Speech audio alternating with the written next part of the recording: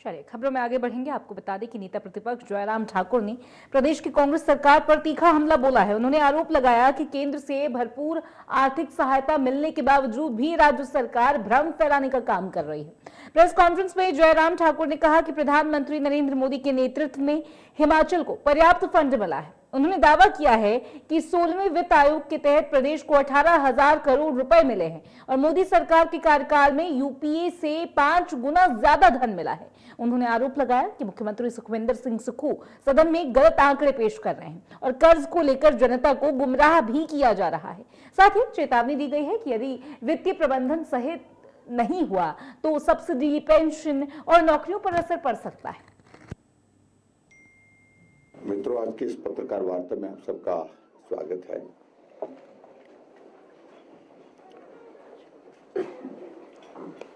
हिमाचल प्रदेश में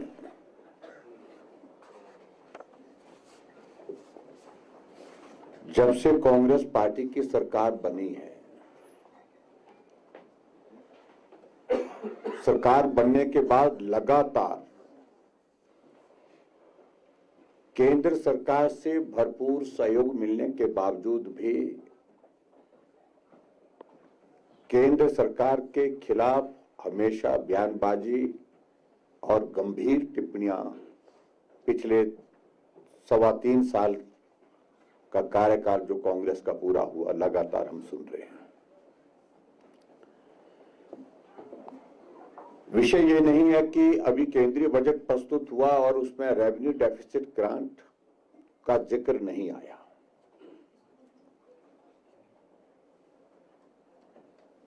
विषय यह है कि जब revenue deficit grant Himachal Pradesh को मिल रही थी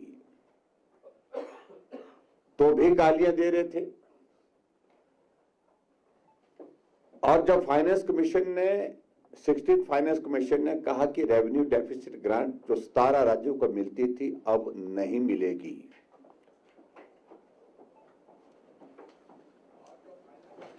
तो भी गालियां ही दे रहे हैं।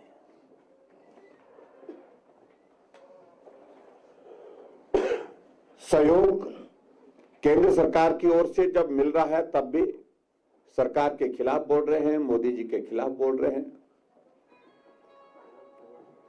और हिमाचल प्रदेश में पूर्व में भारतीय जनता पार्टी की सरकार को कोसते हैं, हमें कोसते हैं, मोदी जी को कोसते हैं।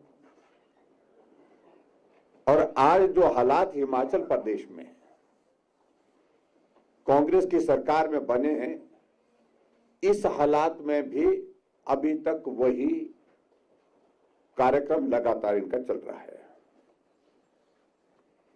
मित्रों, पहली बात तो सीधी सी बात है कि सरकार कांग्रेस पार्टी की है, सुखविंदर सिंह सुक्खू जी के नेतृत्व में सरकार चल रही है। सीधे तौर पर जिम्मेवारी उनके ऊपर है। जो वर्तमान हालात है उन हालात में प्रदेश को कैसे आगे ले जाना,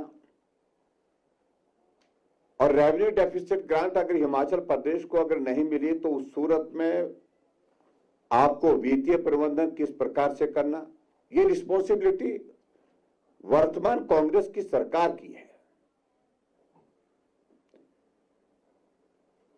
आप अपनी नाकामयाबियों का ठीकरा दूसरे के सिर नहीं फोड़ सकते हैं।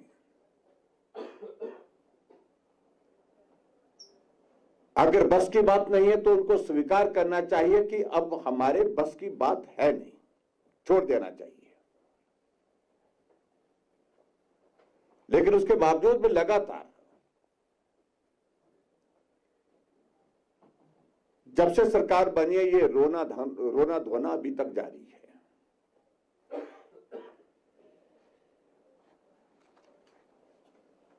अभी 3 दिन का सत्र हिमाचल प्रदेश विधानसभा का बुलाया गया था और जिसमें राज्यपाल महोदय जी का अभिभाषण 2 मिनट 7 सेकंड का हुआ, क्योंकि जो महामहिम राज्यपाल जी का अभिभाषण जो उस पर भी चर्चा होनी है, उस पर अभी ज्यादा मुझे कुछ कहना नहीं, लेकिन जो टिप्पणी महामहिम राज्यपाल महोदय जी ने की वो अपने आप में बहुत गंभीर थी, क्योंकि संवैधानिक व्यवस्थाओं में हम रह करके ये संभव नहीं है जो गंभीर टिप्पणियां की है केंद्र सरकार के खिलाफ, उनको राज्यपाल महोदय जी के अभिभाषण में शामिल किया गया है और एक फेडरल स्ट्रक्चर में उनका ये कहना, उनका ये मानना कि उनको पढ़ करके इस माननीय सदन में सुनाना संभव नहीं है। इसलिए सारा महामहिम राज्यपाल जी का अभिभाषण 2